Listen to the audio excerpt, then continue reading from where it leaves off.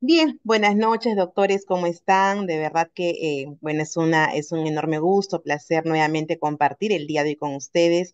Agradecer de antemano el tiempo que se están brindando, ¿no? Para que podamos capacitarnos en este grupo tan enriquecedor, tan bonito, de verdad, esta noche. Muy bien, doctores. El día de hoy, bueno, continuando con este curso especializado, tenemos por encomendado el siguiente tema, ¿no? Que es culpabilidad y causas de inimputabilidad. Bien, un tema muy importante, en realidad muy importante, porque vamos a ver que dentro del análisis que tenemos de la responsabilidad penal como tal, vamos a ver de que hay ciertas categorías que debemos cumplir. Bien, hay ciertas categorías que se deben cumplir y analizar sobre todo, ¿no? Porque muchas veces nos preguntamos, ok, una conducta, una conducta como tal, ¿cuándo será relevante en materia penal? Y lo más importante, ¿cuándo será materia de sanción? ¿Cuándo será sancionable una conducta? Bien, entonces permítame por favor, acá voy a la siguiente diapositiva. A ver, permítame aquí. Muy bien. Ok, doctores. Para que podamos hoy día hablar del tema de culpabilidad en sí, de la llamada responsabilidad penal como tal, quiero por favor que antes tengamos claro, ¿no? Y vamos a refrescar un poquito los temas de derecho penal en ese aspecto, para que tengamos claro cuál es el íter, ¿no? Cuál es el camino en realidad importante en ese tema. Como bien sabemos, doctores, en lo que abarca un tema tan rico como es la teoría del delito, ¿no? Que es un capítulo muy importante en cualquier libro de derecho penal, ¿verdad? Partimos de una estructura, y es la siguiente, ¿no? En lo particular, para mí, muy importante. Para que hablemos de teoría del delito hecho punible como tal en su momento, vamos a ver que los siguientes elementos parten de la siguiente estructura. Hablamos en primer lugar de conducta, ¿no? Hablamos en primer lugar de conducta y como bien sabemos, doctores, en materia penal no cualquier tipo de conducta es relevante. No cualquier tipo de conducta va a ser sancionable. Bien, hablamos de aquella conducta definitivamente que en primer lugar tiene que mediar voluntad, tiene que ser una conducta humana y tiene que mediar voluntad, ¿no? En este caso que se va a traducir a través del dolo o la culpa. Bien, cuando ya tenemos definida que sea una conducta humana en la cual hay un elemento subjetivo presente, pasaremos a analizar el siguiente elemento que es el elemento tipicidad, ¿no? El elemento tipicidad. ¿Cuándo definimos o cuándo decimos, doctores, que una conducta es típica? ¿Cuándo decimos que una conducta es típica? Es típica la conducta cuando está descrita como tal en la norma penal, en este caso, en nuestro Código Penal, a través de lo que se conoce teóricamente como los tipos penales, ¿verdad? ¿Qué es un tipo penal? Un tipo penal es la descripción de la norma sancionable, la norma prohibida, la norma que regula una conducta como tal y la sanción correspondiente. Bien, entonces, si esa conducta concuerda con una descripción que se hace en la norma, con una descripción que se hace del tipo penal, perfecto, diremos y concluiremos que esa conducta es típica, que esa conducta es típica. Este segundo elemento, doctores, en virtud al principio de legalidad, definitivamente que tiene que estar descrita tal cual en la norma, ¿no? Entonces, si ya advertimos que estamos ante una conducta humana, además que esa conducta concuerda con una descripción que se hace en la norma, diremos que es una conducta típica. Pasaremos a analizar el siguiente elemento que es la antijuricidad. ¿Cuándo una conducta será antijurídica, doctora? Los voy leyendo en el chat también, por favor. ¿Cuándo decimos que una conducta es antijurídica? ¿No? ¿Cuándo decimos que es una conducta antijurídica, doctores?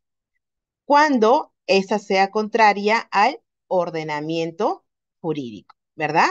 Cuando no respete, cuando sea contraria, cuando no se respete ciertos bienes jurídicos. Pero cuando advertimos, doctores, esto, cuando analizamos esta categoría de antijuricidad, doctores, es que tenemos que evaluar si no hay ninguna circunstancia que pueda justificar la conducta. ¿Ustedes consideran que habrá una conducta típica, una conducta humana típica que puede ser justificada en la norma, que puede ser justificada por ley? Claro que sí, ¿verdad? Hay ciertas circunstancias, ciertos supuestos que pueden justificar una conducta típica, como por ejemplo, legítima defensa, ¿no? Por regla sabemos, doctores, de que el matar a alguien no está permitido, no es un actuar correcto, ¿verdad? Tenemos que partir de el respeto a la vida humana, dependiente o independiente, ¿cierto? Esa es la regla general. Eso es lo que, digamos, el mensaje que traduce a través de la norma. Pero en un supuesto de legítima defensa, en la cual estás defendiendo un bien jurídico propio o de terceros, sí está justificada esa conducta, ¿no? Sí estará justificada esa conducta. Entonces, si esa conducta humana es típica, no concurre en ninguna causa de justificación, no concurre en ninguna causa que justifique ese tipo de acción, será pues una conducta antijurídica. Bien, si concurren estos primeros tres elementos, doctores, pasaremos a la siguiente categoría, que es la categoría de la culpabilidad, que justamente es el tema central que nos aboca el día de hoy, ¿no? El elemento culpabilidad. Y ustedes dirán, o muchos dirán, pero doctora, ¿por qué es necesario que veamos siempre los antecedentes? ¿Por qué tenemos que remontarnos un poquito o recordar un poquito las categorías previas a la culpabilidad? Porque muchas veces, doctores, en la práctica, aunque ustedes no crean, y en el diario, ¿no? En el día a día, advertimos de que muchos colegas no hacen un análisis, digamos, en el orden que les he señalado. ¿Bien? Y es por eso que muchas veces llegamos a investigaciones o a casos penales en los cuales no hemos verificado los elementos en ese orden y recién cuando estemos de repente en la acusación o en la sentencia, recién advertimos que estamos ante una conducta que no concurre en todos los elementos, por lo tanto, es una conducta no sancionada. ¿No? Entonces, miren todo el tiempo que se ha perdido, porque acá no podemos hablar de inversión de tiempo. Hablamos de un tiempo perdido en el cual, por no analizar en el orden que estamos señalando, llegamos a un caso que al final, ya sea por una causa de justificación, si por el caso, o porque no concurren todos los elementos del tipo, tendría que archivarse, ¿verdad? Porque no concurren todos los elementos para que sea sancionable. Bien, entonces, sí considero, bueno, particularmente considero, como creo con muchos colegas, que en este orden es el analizarlo correctamente, ¿no? En un caso terminado, analizar correctamente en el orden que estamos señalando. ¿Bien? ¿Cuándo diremos o cuándo afirmaremos, doctores, de que el agente, la persona que ha cometido un delito, será culpable? ¿Cuándo afirmaremos que la persona que ha cometido o que ha realizado una acción, vamos a definirlo, que ha realizado una acción es culpable? En otras palabras, ¿cuándo se le puede reprochar penalmente este resultado a la gente? En la clase anterior habíamos señalado un poquito, adelantándonos a ello, doctores, que hasta este momento, ¿no? Hasta este momento y con las categorías previas que he señalado, hacemos un análisis general de la acción realizada, ¿no? De la acción realizada, bien, en cuanto a los elementos de conducta, tipicidad y juridicidad. Pero cuando llegamos a la categoría de culpabilidad, doctores, cuando llegamos a este elemento de culpabilidad, lo que estamos analizando es a la gente en sí, a quien realizó la acción, ¿bien? De forma personal, de forma individual. Ay, ¿por qué, doctora, tenemos que hacer eso? Ok. Recuerden que para que una persona pueda responder penalmente, doctores, se le pueda reprochar penalmente una acción terminada, debe reunir ciertas condiciones básicas. ¿Bien? Debe reunir ciertas condiciones básicas. En primer lugar, tener capacidad de comprensión. Tener capacidad de comprensión. ¿Qué quiere decir esto, doctor? ¿Qué quiere decir esto? pueda entender, ¿no? Puede que su condición, ya sea educativa, moral y demás, le permita comprender cuando una conducta está prohibida, cuando una conducta o cuando el hacer una acción determinada no está permitido. Bien, yo sé que debo respetar el patrimonio ajeno, ¿ok? No puedo sustraer bienes, no puedo apropiarme de bienes que no me pertenezcan. Yo sé que debo respetar la vida humana, sé que debo respetarla. En consecuencia, no puedo matar a nadie. Bien, por regla general. Sé que debo respetar la libertad sexual de los demás. Sé que debo respetar la indemnidad sexual de los demás. Bien, sé que debo respetar el honor de los demás. Bien, entonces yo sé mi comprensión, quizá mi estado, mi educación, mi forma de haberme desarrollado, ¿verdad? Según las actividades, mi entorno y demás, me permiten comprender que ciertas conductas socialmente no están permitidas.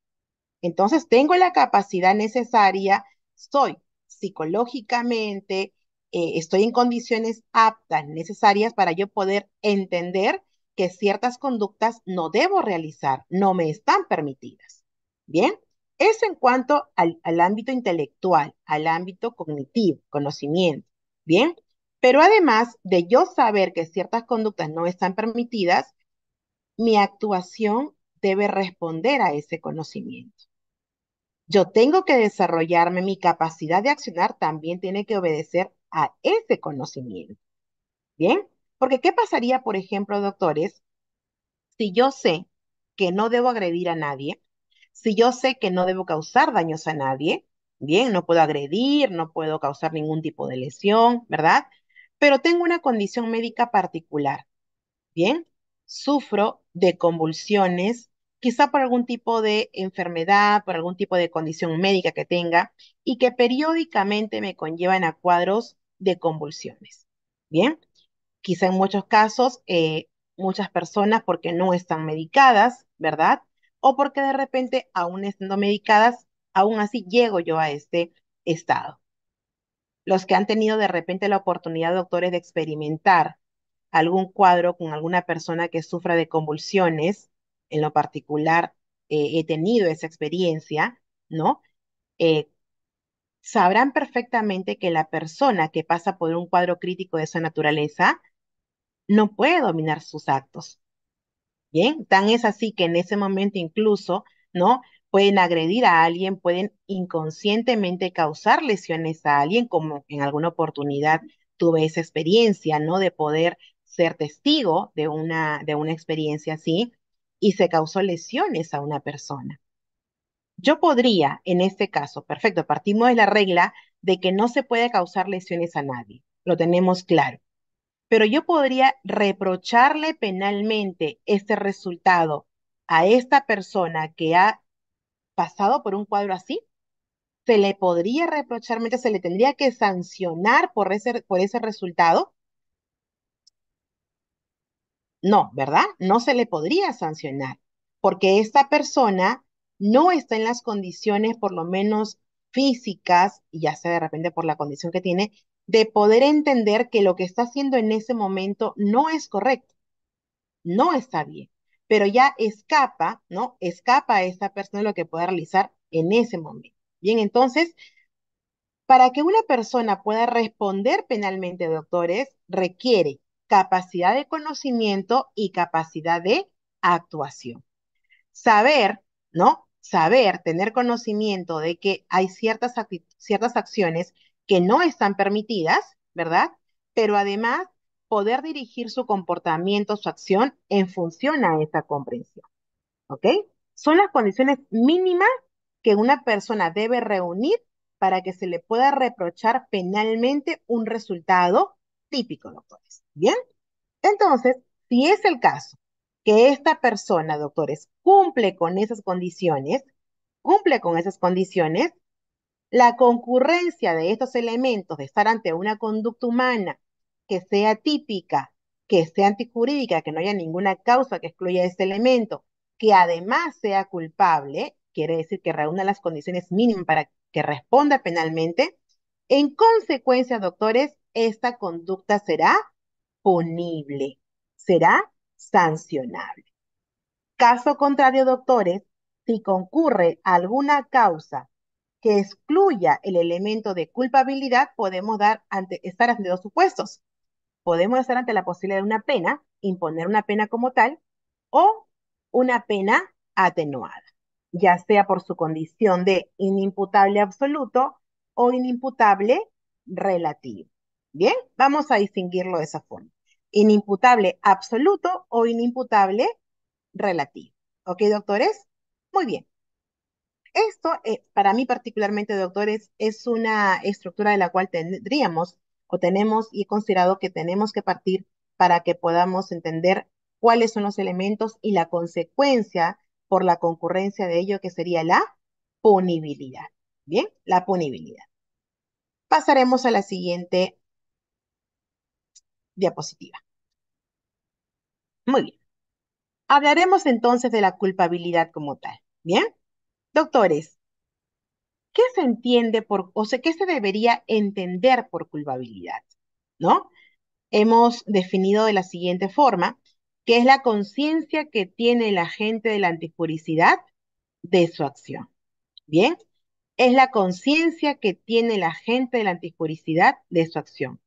El agente, la persona que realiza la acción, doctores, sabe perfectamente que ciertas conductas no están permitidas.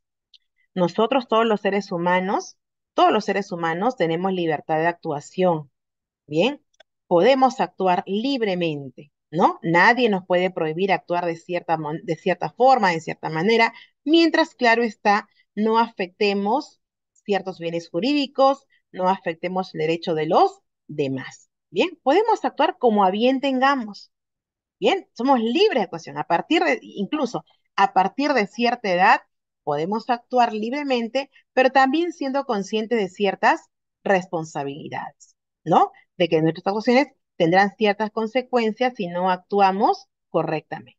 Bien, entonces, doctores, por un lado, tener conciencia de lo que estamos haciendo no está permitido, no está correcto.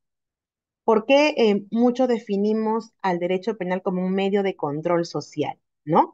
¿Cuándo es que empieza la intervención de derecho penal? Justamente cuando tú, en ejercicio de tu derecho a la libertad de acción, a actuar libremente, transgredes, traspasas ciertos límites, afectando ciertos bienes jurídicos. Cuando pasa esto, cuando pasa esto, ya interviene el derecho penal como tal, doctores, y pondrá ciertos límites. ¿No? Se ejercerá el control y bueno, si es que lo que has realizado, lo que has hecho, ha conllevado a ciertos resultados típicos, doctores, habrá una sanción en la medida de analizar cada caso en concreto. Bien, pero partamos de eso. ¿Qué es la conciencia que tiene la gente de la antijuricidad de su acción? Bien, en función a esto, doctores, vamos a distinguir o vamos a establecer los elementos de la culpabilidad. ¿Cuáles son los elementos de la culpabilidad? En primer lugar, doctores, el reproche personal. Bien, el reproche personal o también algunos lo consideran como la imputabilidad o capacidad de culpabilidad. En primer lugar, ello. En segundo lugar, el conocimiento de la antijuricidad. Y en tercer lugar, la exigencia del derecho de haber actuado de otra manera.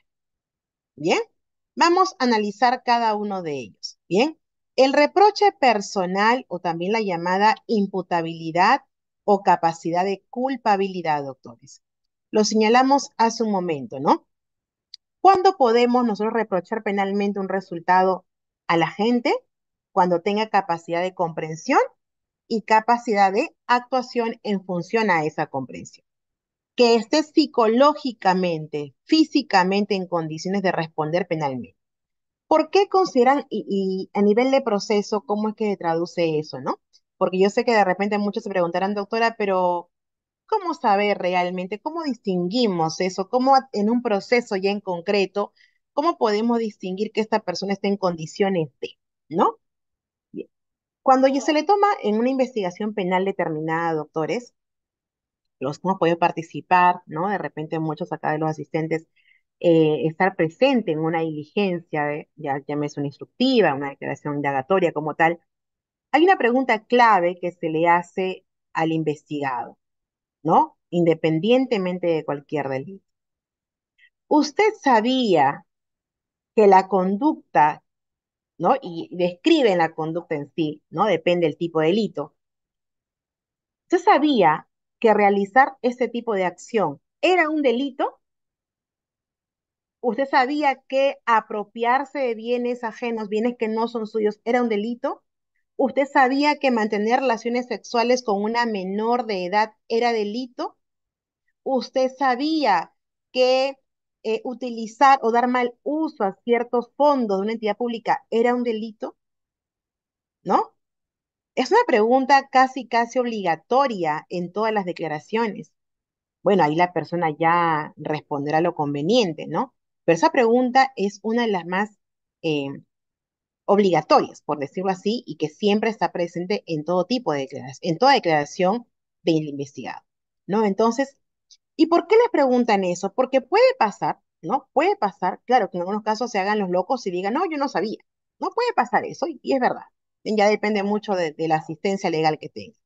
Pero en otros casos sí puede pasar, no, la verdad yo no sabía.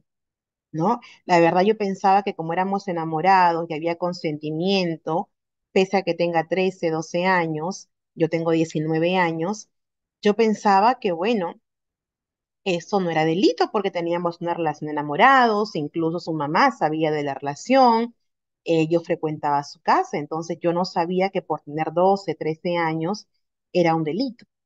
¿No? Porque incluso yo pensaba de que violación solamente es cuando uno golpea, amenaza, cuando obligas a una persona, pero no porque había consentimiento de por medio.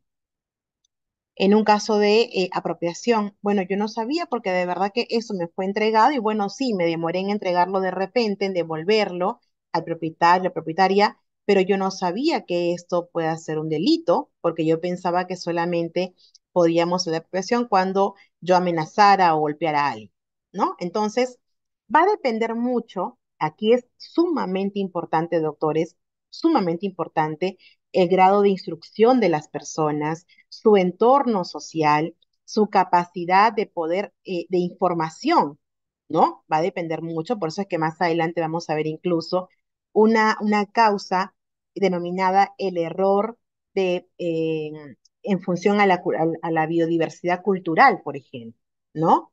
El error de producción culturalmente condicionado. Entonces, puede parecer muy extraño esto, ¿no? O puede ser, perdón, muy, para algunos mínimo ese detalle, pero es muy importante. Es muy importante. Las personas en sí, el ser humano en sí, doctores, se va a desenvolver, se va a desarrollar en función a su grado de instrucción, a su educación, a los valores, a los principios que tenga. Bien, va a desenvolverse en función a eso. Yo no le puedo exigir de repente a una persona que con el mayor respeto no ha tenido mayor grado de instrucción, no ha tenido mayor información, yo no le puedo exigir igual que a una persona que tenga un grado de instrucción. No, la exigencia no va a ser la misma, ¿no? Definitivamente que tampoco, no en todos los casos se va a eximir de responsabilidad, pero la exigencia no va a ser la misma definitivamente por las condiciones que tiene cada uno de ellos. Ustedes habrán escuchado que en algunas oportunidades, por ejemplo, nos dicen, grado de instrucción superior, profesión a ejercer, soy abogado. Ah, y como abogado usted no sabía de que esto era un delito. Como abogado, usted no sabía que, hablamos, por ejemplo, de delitos de corrupción de funcionarios, entre otros, usted no sabía que eso no se podía hacer, ¿no? Entonces, van a ver incluso que las preguntas a formular en una diligencia determinada, en una declaración determinada, van a estar en función a eso, al grado de instrucción. Bien, entonces, partamos de los elementos básicos, capacidad de conocimiento, capacidad de acción. Bien, sumatoria de elementos, se le exige, se le exige una responsabilidad. Bien. El conocimiento de la antijuricidad, bueno, saber, tener conocimiento de que la conducta que realizó era contraria al ordenamiento jurídico. Bien, tener conocimiento de que esa conducta era y estaba prohibida. esa conducta era no permitida. Bien. En tercer lugar, la exigencia del derecho de haber actuado de otra manera. Bien. El derecho te va a exigir de que hayas actuado de otra forma. Bien. Por ejemplo, por ejemplo, en un supuesto, vamos a adelantarnos un poquito, en un supuesto de miedo insuperable, ¿no? En un supuesto de miedo insuperable. La persona está inmersa en un temor profundo por causas externas. Bien, la acción que tú has realizado tiene que estar totalmente justificada. El temor, la acción que tú has realizado es la que hubiera realizado cualquier persona en la misma situación que tú, por lo menos la persona promedio. Bien, porque yo sé, y claro está, doctores, de que cada persona frente a determinados hechos, frente a determinadas circunstancias, va a actuar de forma distinta. Eso lo tenemos clarísimo. Bien, yo les digo en este momento, por ejemplo, si uno de ustedes llega a casa en este momento, puede pasar lo siguiente, llega a casa y encuentra a su esposo o a su esposa con otra persona en circunstancias muy, pero muy, muy, muy comprometedoras. Bien, las reacciones de persona a persona, estoy totalmente segura, y porque la experiencia nos permite concluirlo así por los casos que hemos visto, ¿no? Las reacciones van a ser totalmente distintas. Algunas de ellas se irán a los golpes, ¿no? Se irán a los golpes, agredir a la persona que está con el esposo, con la esposa, ¿verdad? Hasta de repente a resultados incluso mucho más delicados, mucho más graves, hasta matar de repente a la persona. Otros serán en una discusión verbal, posiblemente, u otras personas simplemente serán indiferentes, dicen, bueno, ven y salen del cuadro, ¿no? Salen del escenario. Entonces, ¿de qué va a depender? ¿De qué va a depender la reacción que cada persona tenga? De muchos elementos, de muchas circunstancias, doctores. Va a depender del carácter, del temperamento, va a depender de los principios, va a depender de valores, va a depender de ciertos límites que tengan. Entonces, los factores van a ser muchos, pero las reacciones, doctores, van a variar de persona a persona. Entonces, aquí lo que el tercer elemento nos quiere decir es que lo que tú has hecho, de la forma que tú has actuado, bien, descartar descartar que no haya habido otra posibilidad de respuesta, otra posibilidad de actuación. ¿Bien? Eso es lo que el derecho te va a exigir. Haber actuado de una forma diferente, de una forma menos lesiva, de una forma de repente que no haya llevado a la afectación de un bien jurídico. ¿Bien? Si esa posibilidad se descarta, doctores, estamos por buen camino y cumples con un supuesto de culpabilidad. ¿Bien? Muy bien. Hablemos entonces en función a ello de los elementos, ¿no? La imputabilidad o capacidad de culpabilidad, definida como la capacidad psíquica de una persona de comprender la antijuricidad de su conducta y de no adecuar la misma a esa comprensión, ¿no? Como les decía, conocimiento, actuación, conocimiento, actuación. Yo sé que eso no es permitido, sé que esto está prohibido, pero por una condición médica particular, ya sea psicológica, alguna enfermedad mental que padezca, no puedo actuar de la forma en que yo comprendo las cosas. Si yo sufro de esquizofrenia, doctores, y de repente incluso no esté medicada, y sabemos que el cuadro de los esquizofrénicos en ciertos momentos es un cuadro bastante agresivo, ¿verdad? Bastante violento. ¿Esa persona tiene capacidad de comprensión? Sí, tiene capacidad de comprensión. ¿Tiene capacidad de actuación? ¿Sus actos van a ser consecuentes a su forma de comprender las cosas? No, doctores. No por la condición médica que padece. Una persona que sufre de psicosis, de neurosis, tendrá esa aptitud, estará en esa condición de poder actuar en función a lo que comprende como no permitido, como prohibido, no, no va a poder. Bien, entonces cumplirá con algunos de los elementos, más no con ambos para poder ser o responder o estar en condiciones de responder penalmente. Bien, muy bien. Vamos a las causas de inimputabilidad como tales, doctores. Bien, el Código Penal, específicamente en el artículo 20 del Código Penal, ¿verdad? Regula varios supuestos, doctores. Bueno, y vamos a ver en conjunto, ahí está regulado tanto las causas de exculpación como las causas de justificación.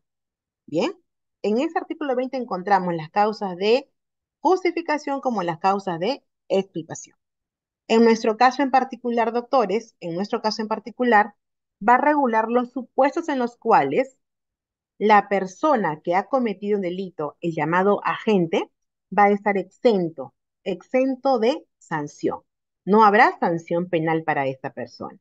Bien, va a estar exento de sanción penal. Ahora, ojo, estos supuestos, doctores, doctrinariamente tienen ciertos requisitos, ciertas exigencias.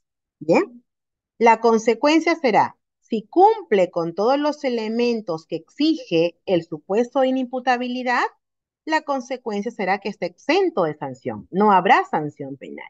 Bien, no se le impondrá ninguna pena. Pero si caso contrario no cumple con todos los elementos, también habrá un beneficio, claro que sí. ¿Habrá una sanción? Sí, pero de forma atenuada, tal cual está regulada en el artículo 21 del Código Penal. Bien, ¿cuáles son aquellas causas de inimputabilidad, doctores? Vamos a hablar del primer supuesto, el supuesto de anomalía psíquica, o también llamadas denominadas enfermedades mentales. Bien, aquí en la práctica, o en muchos casos en realidad, se confunde mucho una anomalía psíquica con ciertos desórdenes conductuales, ¿no? Con ciertos desórdenes conductuales. ¿Qué es una anomalía psíquica, doctores? Es lo que comúnmente se conoce como una enfermedad mental. ¿Bien? Es un tipo de alteración a nivel físico, doctores, que puede ser consecuencia ya sea por causas genéticas, ¿no? Como también por factores externos, ¿bien? Como por factores externos, ya sea, por ejemplo, por una lesión cerebral, ¿no? Ya sea de repente por un cuadro depresivo muy alto, ya sea de repente por una experiencia que ha impactado gravemente en la persona, ¿bien? Puede deberse a una serie de factores, doctores. Genéticamente, bueno, a veces se dice, bueno, no se descarta la posibilidad que genéticamente cuando papá, mamá, otros miembros de la familia hayan sufrido algún tipo de eh, anomalía como tal o calificada como tal, los pequeños, los bebés también puedan genéticamente traer esta proclividad. Bien, pero también, doctores, una lesión cerebral, algún tipo de trauma, ¿no? Me refiero a una caída, por ejemplo, de pequeño, de una persona, puede conllevar con el tiempo, doctores, también a desarrollar algún tipo de anomalía psíquica. Por ejemplo, lo que es más frecuente, cuadros de esquizofrenia, cuadros de esquizofrenia. Bien, entonces, a nivel de proceso, doctores, ¿cómo acreditamos, cómo acreditamos una enfermedad mental? ¿Cómo acreditamos la anomalía psíquica como tal? Con un examen psiquiátrico, ¿no? Con un examen psiquiátrico. Bien, doctora, entonces, por ejemplo, a veces y comúnmente en los casos de violación sexual, ¿no? En los casos, es muy frecuente que se le practique a los investigados, a los procesados, un examen psicológico, un examen psiquiátrico en algunos casos y un examen de perfil psicosexual. Y muchas veces incluso en el examen psicológico llegamos a conclusiones casi repetidas, ¿no? Es narcisista, antisocial, ¿verdad? No respeto a los bienes jurídicos, no asume las consecuencias de sus actos, no tiene remordimiento, ¿verdad? Y ya con eso incluso, miren, esas conclusiones incluso contenidas en un examen psicológico, es una prueba de cargo en contra del investigado o del procesado para fundamentar una sentencia. ¿Correcto, doctores? ¿Eso es correcto? Nosotros podríamos basarnos o puede ser, digamos, este tipo de conclusiones pueden ser determinantes para decir que esta persona sí cometió el delito, esta persona es responsable. No, doctores, no. Una cosa es ciertos desórdenes de conducta, ¿verdad? Trastornos de conducta, desórdenes de conducta, ¿verdad? Que en la mayoría de casos, todos en general, doctores, de una u otra forma, tenemos algún tipo de conclusiones, ¿no? El famoso disocial, ¿no? El famoso narcisista, ¿verdad? De una u otra forma sí. ¿Por qué? Porque este tipo digamos, de personalidades, de caracteres conductuales, se van desarrollando en el tiempo, se van desarrollando por nuestras relaciones sociales, por nuestras vivencias, por nuestras experiencias. ¿Bien? Y sí, de una u otra forma, dependiendo del entorno en el cual nos desarrollemos, desarrollamos algo de eso, doctores. Pero eso no nos hace necesariamente proclives a ser calificados como delincuentes o a ser calificados como personas que sean proclives a cometer delitos. No necesariamente. Bien, entonces, claro, tampoco descartemos el hecho de decir, es una orientación. Eso sí que tampoco hay que descartarla, definitivamente, pero que no puede ser determinante para decir que esta persona es responsable. Bien, entonces, los exámenes psicológicos básicamente estudian y analizan conducta. Y que como ya hemos dicho, la conducta puede ser consecuencia o resultado de N factores que se dan en el día a día, en el transcurso de los años de cualquier persona. El examen psiquiátrico sí va más allá, ¿no? El examen psiquiátrico sí puede descartar incluso algún tipo de enfermedad mental, anomalía psíquica, condiciones graves, eso sí, ¿no? O digamos dar una orientación a una condición particular del procesado, ¿bien? O incluso descartarlo, o perdón, calificarlo como una persona inimputable, dependiendo de las circunstancias, ¿bien? Pero es el examen psiquiátrico el más adecuado en este caso para poder acreditar una condición en particular, ¿ok? Las más, digamos, frecuentes, las anomalías psíquicas más frecuentes, doctores, son los cuadros de psicosis, los cuadros de oligofrenia, ¿verdad? De neurosis, por ejemplo, que sí de una u otra forma lo que van a hacer es alterar, van a afectar la capacidad de comprensión de la gente, de la persona que realiza la acción. Eso sí puede pasar, ¿no? Sí afectan su capacidad de comprensión. Bien, una persona que sufre de esquizofrenia, una persona que sufre de psicosis, una persona que está constantemente, que le hablan, que le dicen cosas y escucha voces, incluso le ordenan, ¿no? Yo muchas veces en estos cuadros dicen, me gritan que mate, me dicen que busque a tal persona, me dicen que golpea a tal persona, me están diciendo mis amigos, ¿no? Porque escuchan voces internas que le dicen esto. Entonces, esta persona definitivamente, cognitivamente no está en la condición, doctores, de poder comprender, o mejor dicho, de poder accionar en función a la comprensión de lo que ellos conocen o entienden como prohibido. ¿Bien? Por esas condiciones médicas particulares. Peor y mucho más delicado cuando son personas que no están medicadas, que no llevan un tratamiento, que no están pendientes, ¿verdad? Que no están pendientes con un tratamiento para que de una u otra forma se atenúe, se pueda hacer llevadero, digamos, esa condición, ¿no? En escenario distinto a aquella persona que sí estaría medicada, controlada, ¿verdad? Con terapias incluso frecuentes, es un escenario muy distinto. Bien, entonces, doctores, el primer supuesto, anomalía psíquica. El segundo supuesto, grave alteración de la conciencia, ¿no? Grave alteración de conciencia. ¿Por qué se puede afectar la conciencia de una persona, doctor? ¿Por qué se puede afectar la conciencia? Por ingesta de alcohol, ingesta de drogas, ingesta de medicamentos, ¿verdad? Por sueño, hipnosis, ¿no? Así se puede afectar la conciencia. Ahora, aquí hablamos de forma general, doctores. ¿Bien? ¿Cuándo estaremos o cuándo esta condición particular, doctores, nos llevará a un supuesto de inimputabilidad, de eximirnos de sanción? Cuando hablemos de una grave alteración de conciencia, no hablamos de cualquier tipo de alteración, de una grave alteración de conciencia. Quiere decir que la persona ya no está, por esta condición particular, ya no está en la capacidad de actuar en función a esa comprensión. Bien, pero aquí cada caso obviamente se analiza de forma independiente.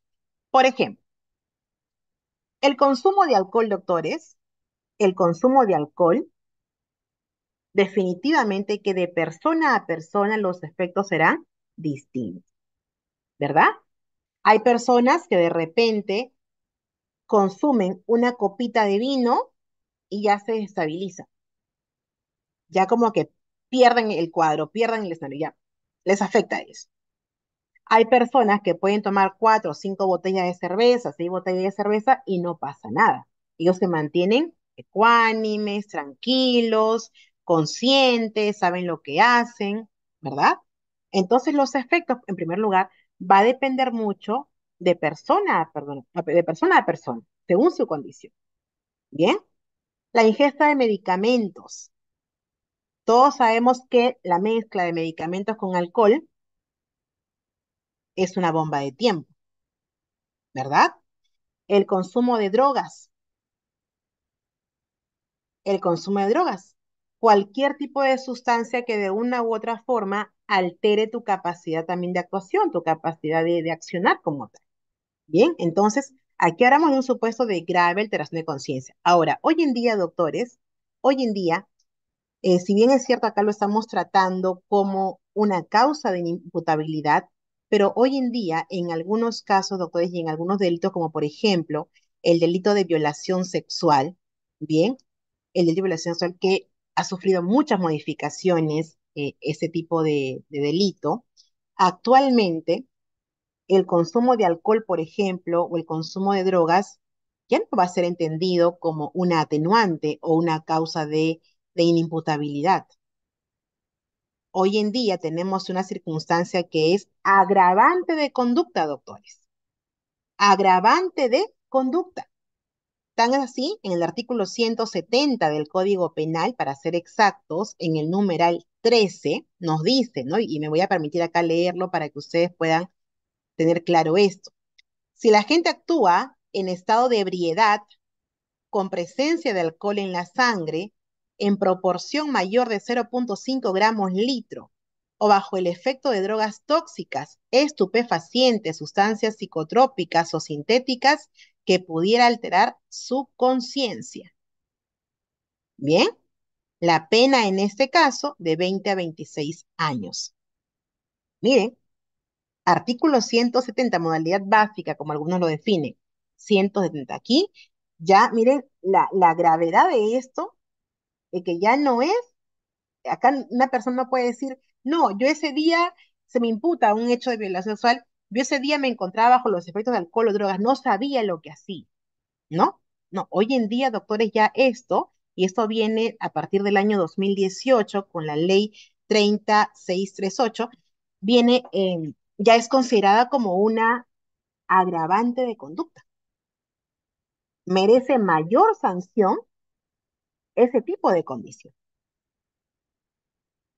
Entonces, bueno, si bien es cierto, acá lo estamos tratando como una causa de inimputabilidad, doctores, salvo, ¿no? Salvo aquellos delitos que por su propia naturaleza tenga ese tipo de elementos. Por ejemplo, conducción en estado de ebriedad, ¿no? Ahí no podríamos, bajo ninguna circunstancia, podríamos decir de que se exime de responsabilidad porque se encontraba bajo los efectos de alcohol. No, porque justamente esa condición es la que te ha conllevado a ese tipo de acción, ¿no? Entonces, en ese caso, se excluye, digamos, cuando este elemento sea propio de la configuración del delito.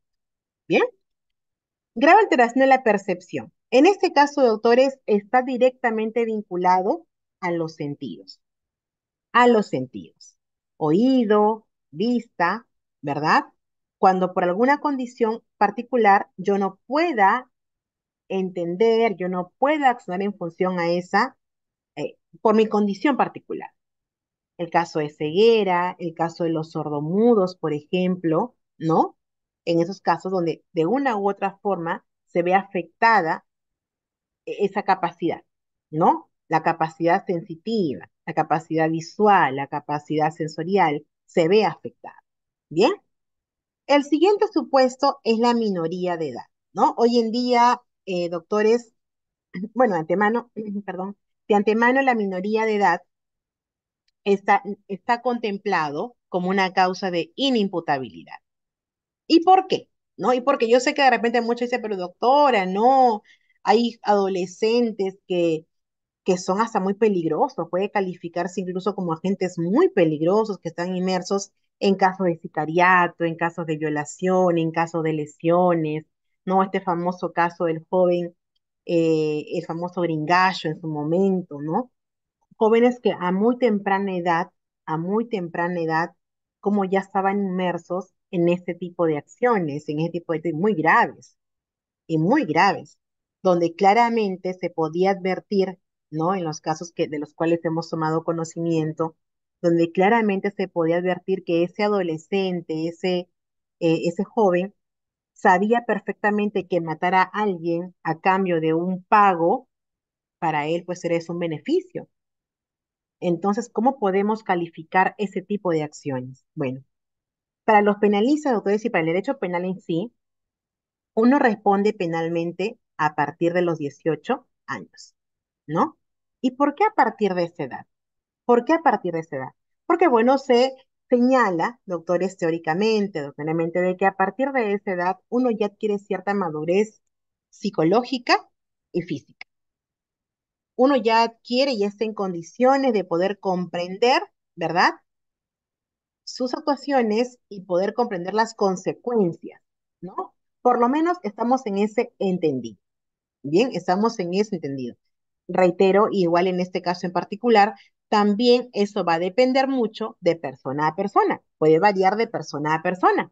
Hay jóvenes que pueden ser muy maduros a los 18 años, como hay jóvenes que tienen más edad y aún no saben ni siquiera lo que quieren, ¿no? Entonces, también mucho va a depender. Pero doctrinariamente, doctores, se ha establecido que a los 18 años uno ya adquiere una madurez física como psicológica, ¿no? Entonces, doctores, los que tengan por debajo de esa edad, estamos en el entendido que todavía están en un proceso de madurez.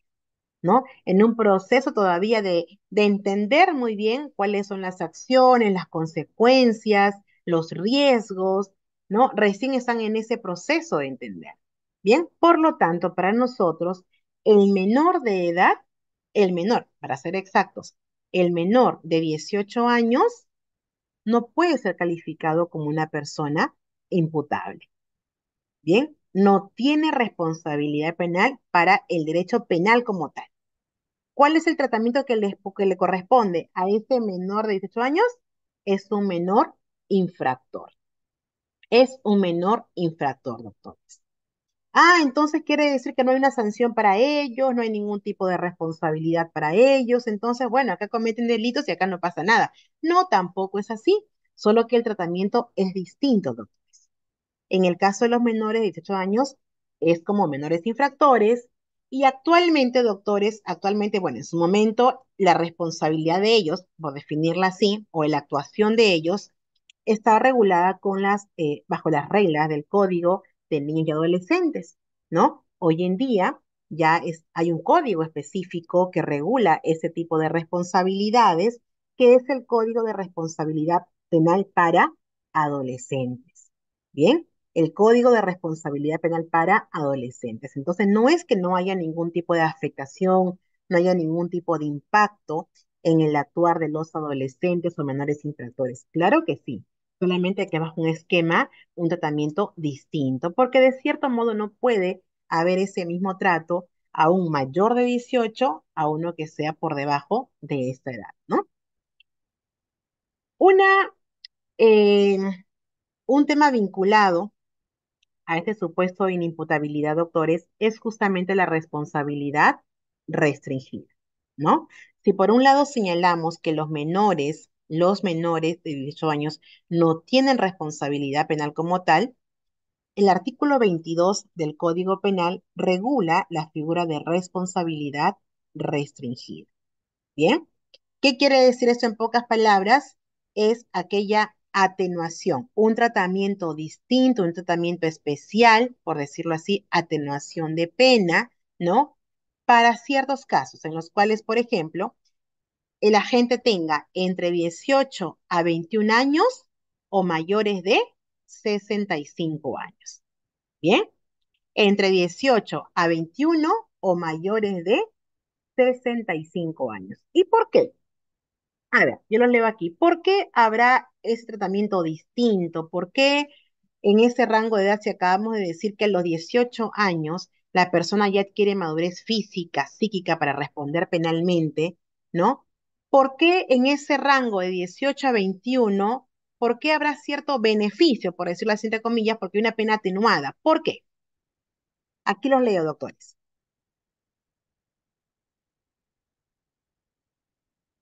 A ver, aquí el doctor Anthony, ¿no? No es una persona, no era mayor de edad. Ok, ujú,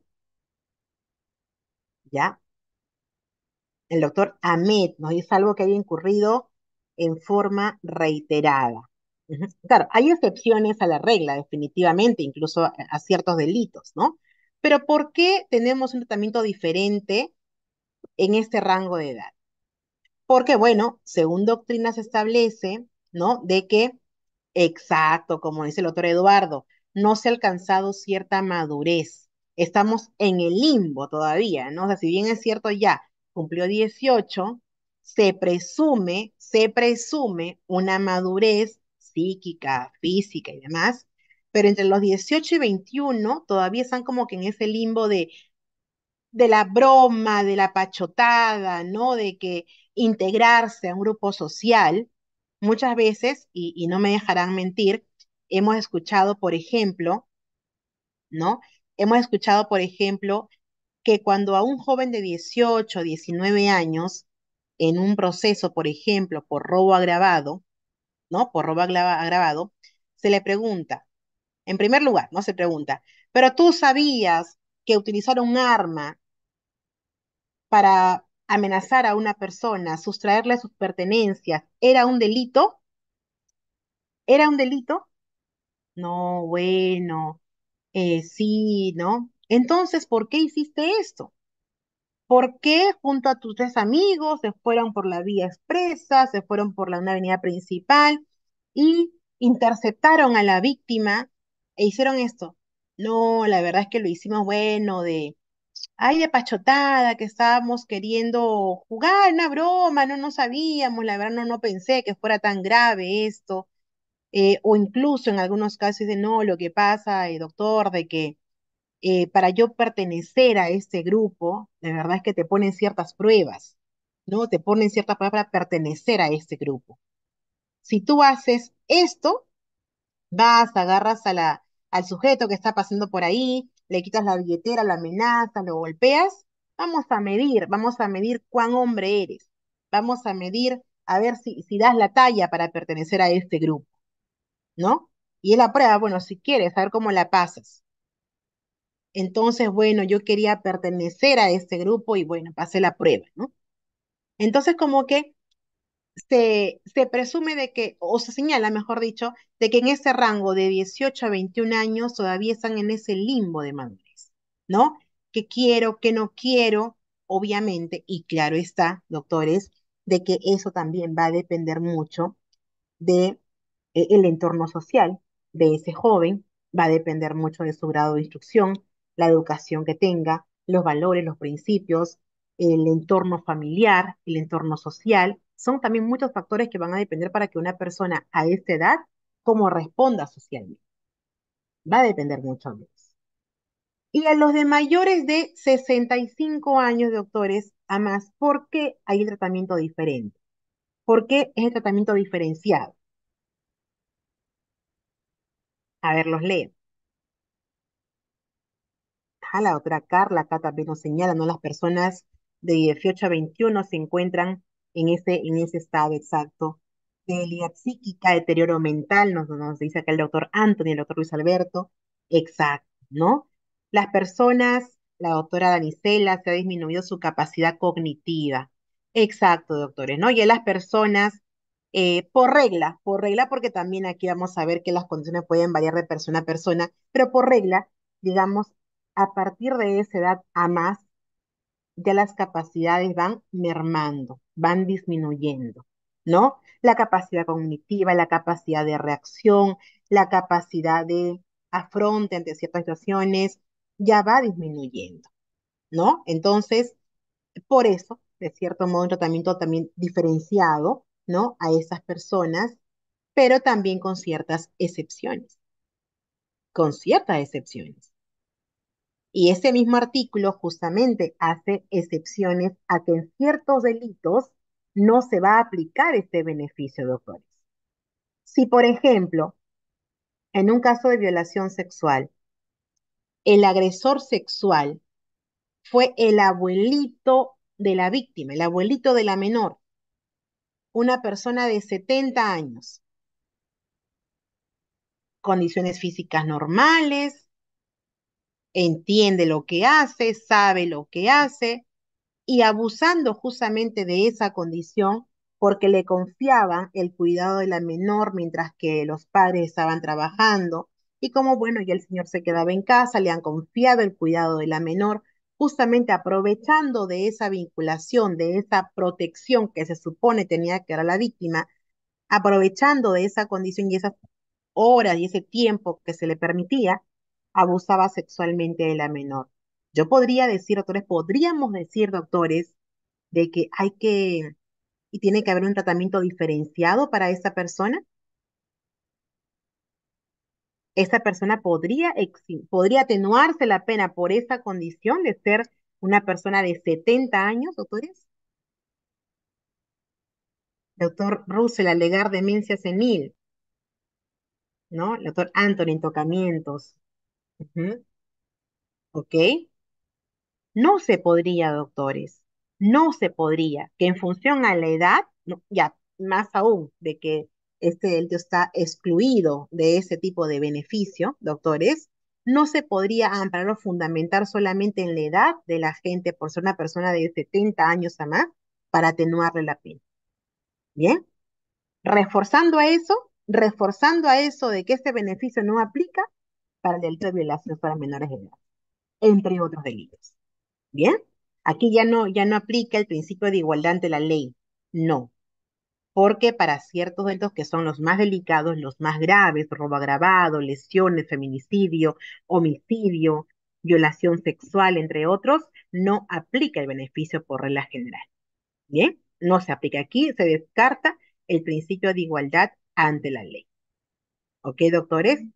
Pero bueno, por la general tenemos el supuesto de responsabilidad restringida. Bien, muy bien. Bueno, aquí un poquito andando también, doctores, en el caso de anomalía psíquica, como habíamos señalado, abarca las cuatro categorías esenciales, que es la psicosis, ¿no?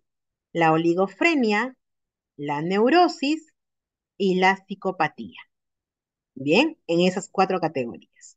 La psicosis, como ya hemos señalado, los cuadros de persecución, voces internas, entre otros.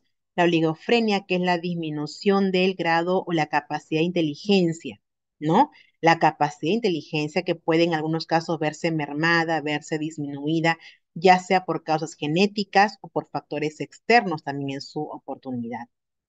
Solamente, solamente podríamos hablar de una causa de inimputabilidad cuando hablamos de un cuadro de oligofrenia severo, grave. Cuando se mida en la capacidad intelectual y estamos ante un caso de oligofrenia grave, ¿no? De un caso muy particular donde se ve disminuida radicalmente esa capacidad, podríamos estar ante un supuesto de inimputabilidad, ¿no? Un supuesto o casos de neurosis. La neurosis obedece a factores externos, factores, experiencias que la persona haya tenido, los impactos que haya causado eh, ciertas experiencias en la persona. Bien, cuadros depresivos, por ejemplo, que afecten esa capacidad. Por ejemplo, una mamá, una madre de familia que esté pasando por un cuadro depresivo, doctores, ya sea por el abandono del esposo, ya sea por una depresión de repente posparto en algunos casos, ¿no?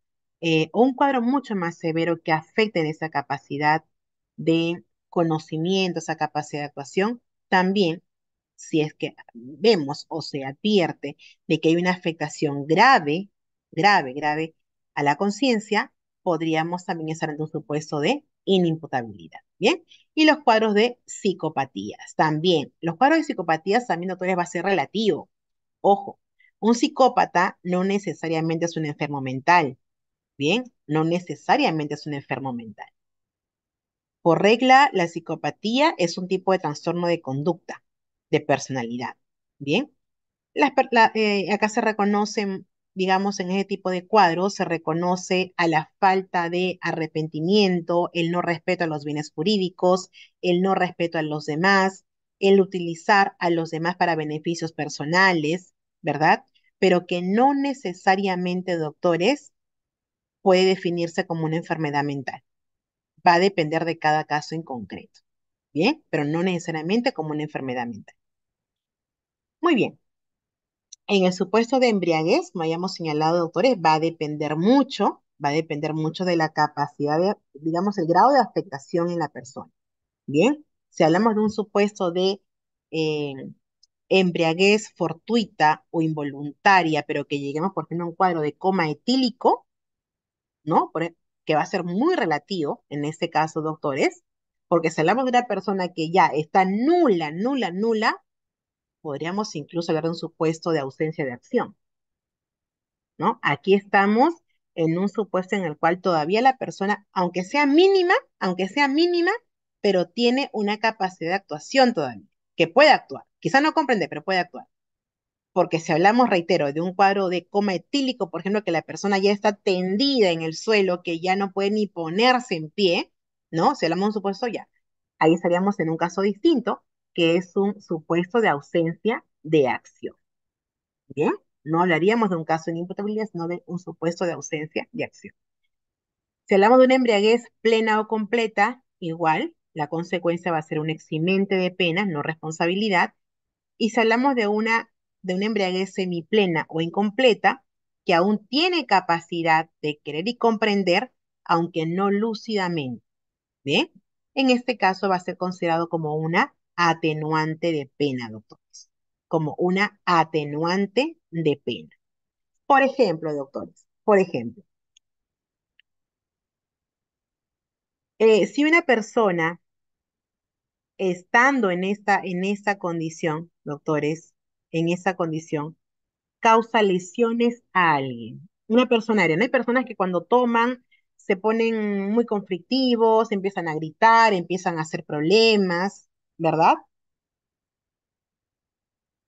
Si esta persona, y quiero que por favor acá analicemos ello, si esta persona, doctores, sabe que cuando toma, ya sea porque él mismo en algún momento lo ha podido acreditar como tal, o porque sus familiares, los amigos le han dicho esto, oye, no, cuando tú tomas te pones bien complicado, ¿ah? Cuando tomas eres malcriado, te pones agresivo, de verdad que no eres buen tomador, dice, ¿no? No eres buen tomador.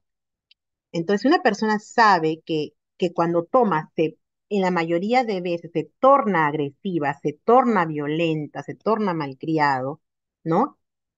Y llega a una reunión X, toma, se pasa de tragos y agrede físicamente a alguien, doctores. Y agrede físicamente a alguien. Bien, ¿cómo debería ser contemplado este resultado? ¿Habrá sanción penal? ¿Responde plenamente por eso? ¿Debería imponerse una pena atenuada por su condición? ¿Cómo debería sancionarse ese tipo de, tomando en cuenta el elemento o el dato que les he brindado? Los leo aquí, doctores. Ujú. El doctor Eduardo nos dice, produce el acto libere in causa, doctor. Ujú. Ahorita vamos a ver eso. Ujú. El doctor Carlos, sí, no, sí responde. ¿Cómo debería responder, doctor Carlos? ¿Debería responder de forma absoluta, plena o de forma atenuada por su condición?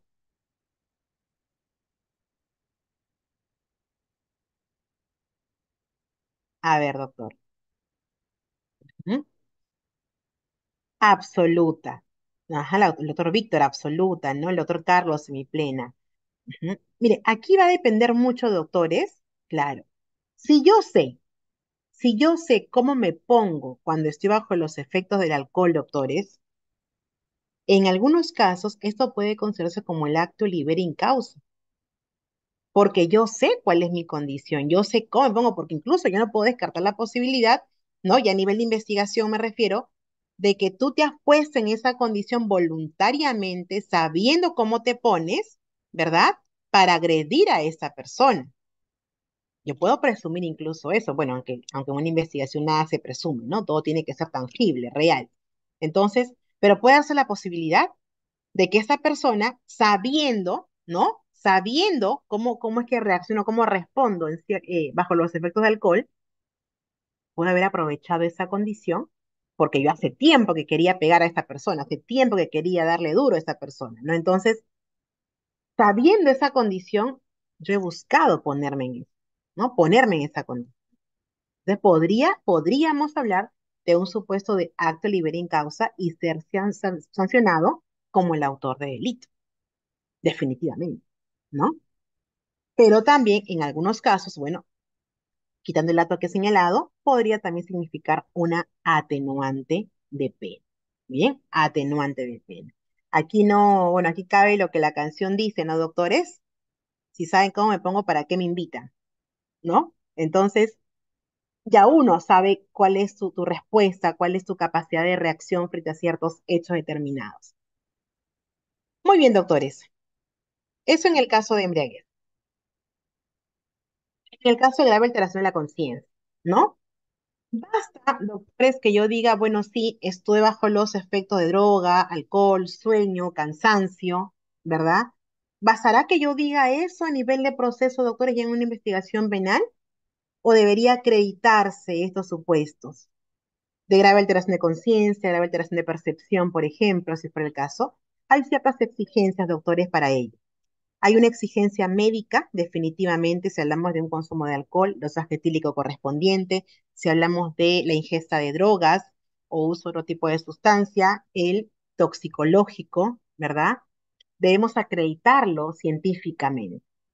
Debe acreditarse. Es por eso que muchas veces en una investigación decimos, no, pero ese día yo no recuerdo nada, yo estaba tomado, estaba de verdad que estaba muy tomado. Yo no recuerdo nada, nada, nada, doctora, que qué pasó ese día, sinceramente, no recuerdo, no recuerdo qué pasó, ¿no? Em, y sin embargo, el dosaje etílico, siempre y cuando obviamente haya sido en las horas necesarias, ¿no? Porque tampoco es que me hayan tomado la muestra pues 12, 15, 20 horas después, ¿no? Porque ya el alcohol ya se ha desvanecido, el alcohol ya no va a encontrarse en la sangre. Entonces, va a depender mucho, si tú me dices, no te acuerdas de nada, pero el dosaje etílico, el examen de dosaje etílico que ha sido tomado en la hora recomendada, en la hora indicada, ¿no? Dentro del parámetro normal, me dice que no tenías alcohol en sangre. ¿Cómo queda esa afirmación de que no recuerdas nada? Si estabas en condiciones normales. Toxicológico no me evidencia ningún consumo de ningún tipo de droga o medicamento o alguna otra sustancia. Entonces, sí, hay una acreditación que está por lo menos en condiciones normales para poder responder penalmente.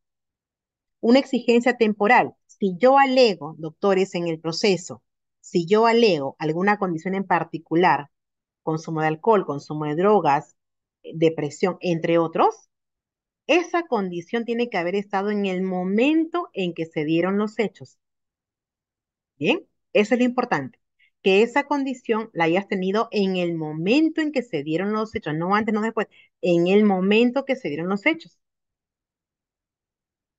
Doctora, pero sí, es que ese día, bueno, yo cuando tomo no recuerdo muy bien las cosas, no sé cómo me pongo. Bueno, ¿cómo te encontrabas en el momento de los hechos? Bien, una exigencia temporal.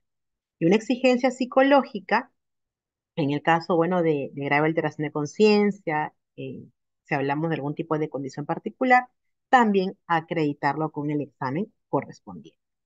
Bien, doctores. Muy bien. Volviendo al tema de la minoría de edad, yo les pregunto, ¿qué pasaría, doctores, si en un proceso ya aperturado, ya iniciado, doctores, bien, advertimos, hablemos de dos jóvenes, bien, dos jóvenes de 17 años, ¿ya? 17 años. 17 años, 20 días, bien, permítanme un segundo, por favor. 17 años, 20 días, 17 años, 10 días, ¿ok? Dos jóvenes a quienes se les ha encontrado bueno, es una investigación por robo agravado, se les ha encontrado en el momento mismo de los hechos y es más, han reconocido su participación, han reconocido lo que han sustraído, lo han reconocido. Bien, y se abre proceso penal común contra esas personas. Ya estamos en investigación preparatoria. Bien, doctores, ¿este proceso debe continuar en esa condición? Ya sabiendo de que estas personas, ya acreditado con el acta de nacimiento, porque ustedes recuerdan que toda investigación penal, uno de los documentos importantes que se pide siempre son las actas de nacimiento, ¿no? Las partidas de nacimiento, actas de nacimiento. Acreditado que estas personas son menores de edad, doctores, ¿qué debería pasar con ese proceso? ¿Qué debería alegar o cuál es la acción a tomar por parte de la defensa de estos adolescentes? Porque quiera que no, son adolescentes. En este caso, doctores, se debe deducir la excepción de improcedencia de acción en investigaciones por su minoría de edad. Bien, la excepción de improcedencia de acción, doctores. Ah, ¿y por qué, doctora? ¿Cuándo es que se deduce esta excepción? Aquí en particular, doctores, cuando el hecho no sea considerado como delito o no sea sancionable penalmente. En este caso, los investigados, en teoría decirlo así, los investigados no reúnen la condición para que puedan responder penalmente. No reúnen esa condición. Por lo tanto, perfectamente calza y deducirse una excepción de improcedencia de acción por ser menores de edad, ¿no? Entonces ya debería concluir ese proceso y encaminarse ya o investigarse en la vía correspondiente y en el trato que les corresponde como menores infractores. ¿Bien? Como menores infractores. Muy bien, y acá está justamente lo que decíamos, ¿no? Del acto libera in causa. En muchos casos, doctores, en muchos casos, vamos a ver que son personas que se ponen en esa condición, justamente porque muchas personas que tengan proclividad al delito, doctores, están aleccionados y saben perfectamente que el estar bajo efectos de drogas, alcohol o algún tipo de medicamento, entre otros, puede significar un atenuante de pena. Lo saben perfectamente. Entonces, el ponerse en esa condición, ya sea para facilitar la conducta, ya sea para buscar una pena atenuada, doctores, si esto se acredita como debe ser, si acreditamos esto como debe ser, doctores, en el proceso, definitivamente que la sanción va a ser como el autor del delito, ¿no? Acá no hay ningún tipo de atenuación porque tú te has puesto en esa condición. Estas personas que tienden a cometer delitos de robo, por ejemplo, en muchas ocasiones, doctores, son personas que están bajo los efectos de alcohol o drogas. Y es más, el otro día escuchaba una lección del doctor Fran Almanza, ¿no? Donde decía, el doctor, como en su condición de fiscal, ¿no? Del doctor incluso decía de que cuando los investigados que están en este tipo de delitos o quizá en otro, dicen, ¿no? Lo primero que piden es que le practiquen su dosaje etílico o toxicológico. De forma así, es lo que insisten mucho en pedir su dosaje etílico, su toxicológico. ¿eso a qué conclusión llevan al fiscal, doctores? ¿A qué conclusión te llevarían como fiscal? De que esa persona está buscando que acreditemos cierta condición particular para atenuar la pena, ¿no? Para atenuar la pena. Yo podría decir entonces que si es el caso de que su dosaje etílico, el toxicológico, me concluye que hay alcohol, que hay drogas, doctores, ¿acaso esa condición no fue buscada por ellos? ¿No fue buscada voluntariamente por ellos? Claro que sí. Y su forma de actuar lo demuestra definitivamente. El insistir tanto en ese tipo de pericias lo demuestra claramente. Ellos se han buscado poner voluntariamente en esa condición. Bien, entonces, ustedes dirán, ah, pero doctora, ¿cómo se puede acreditar eso en un proceso? Porque ellos siempre van a mentir, ellos van a decir, bueno, en ánimo de poder eximirse de responsabilidad, de liberarse de responsabilidad, van a decir que no se acuerdan de nada, van a decir que estaban bajo los efectos de alcohol, de drogas. Eso, doctores, se va recabando de las actuaciones en un proceso, en una investigación, ¿no? Por eso es que yo siempre digo la importancia eh, de que el abogado de la defensa esté presente en todas las actuaciones a nivel de proceso de investigación. En todas las declaraciones, sobre todo, que es lo más importante, porque de esa declaración, tú puedes, en cuanto vayas escuchando, puedes formular preguntas que van a ir sacando más información. Y que muchas veces, créanme, doctores, que ya sea el agraviado o ya sea el imputado, el investigado, ni cuenta se da y ya te respondió, ya te dio la información que tú buscabas. Él, oye, ni cuenta se dio lo que te dijo, ni cuenta se dio lo que respondió, pero ya te dio la información que tú estabas buscando para la teoría del caso o para descartar ciertos supuestos. Ahí radica la importancia de participar en cada una de esas diligencias, doctores, y poder formular preguntas. No solamente los abogados somos entes pasivos, testigos pasivos, no, sino que el abogado que participa justamente de las declaraciones es tu oportunidad premium, como yo siempre digo, es tu oportunidad estrella para que tú puedas recabar la información importante, relevante para tu trabajo, para tu defensa. Bien, muchas veces, sinceramente, se los digo así, ellos ni cuenta se han dado y te han dado la información que tú buscabas. Bien, doctores, entonces se va a ir de todas las investigaciones, de todas las, perdón, actuaciones, diligencias que se van dando en un proceso o en la investigación en su momento, vamos a ir recabando ese tipo de información.